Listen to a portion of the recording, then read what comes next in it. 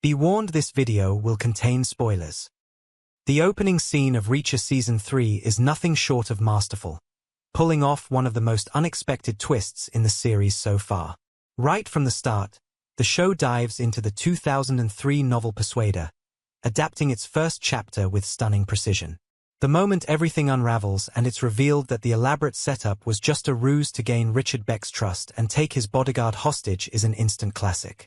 And then there's Reacher himself, pulling out what might be the smallest cell phone in existence and delivering that effortlessly cool sign-off to Boston officer Susan Duffy, "I'm in." It's the kind of moment that cements why this show continues to stand out. Of course, to fully appreciate what Reacher does best, there's always an element of suspension of disbelief required. The series thrives on pushing its hero to almost superhuman levels, and while some logical leaps might feel rushed or a bit exaggerated, they're also part of what makes it such an engaging ride. Season 3 leans into this with full force, wasting no time in having Reacher infiltrate Zachary Beck's operation as his new head of security in record time. It's quick, it's bold, and it's exactly what keeps fans coming back for more. This season doesn't just raise the stakes, it completely redefines them. If Season 1 was about personal revenge and Season 2 was about loyalty and camaraderie, Season 3 is about survival in its most intense form.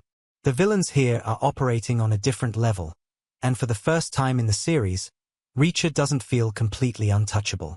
There's an underlying vulnerability to him now, something that adds a much-needed sense of unpredictability.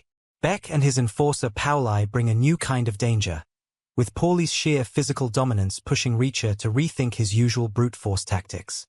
Then there's Chapman Duke, a wildcard in the mix, adding another layer of threat. Every move Reacher makes feels like a calculated risk, and for once, the outcome doesn't seem like a foregone conclusion. And just when it seems like things couldn't get more intense, Episode 3 throws another curveball with the introduction of Julius McCabe.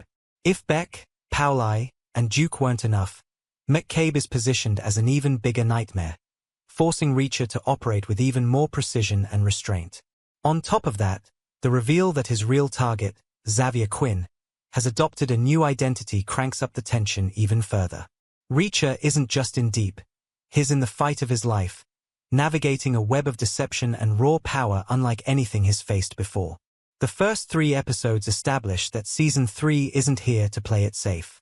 It's stripped down and relentless, refusing to pad things out with unnecessary detours or drawn-out backstories.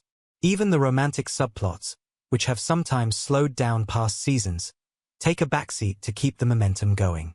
Instead, the focus is entirely on the present moment, on Reacher staying one step ahead of adversaries who might finally have what it takes to stop him.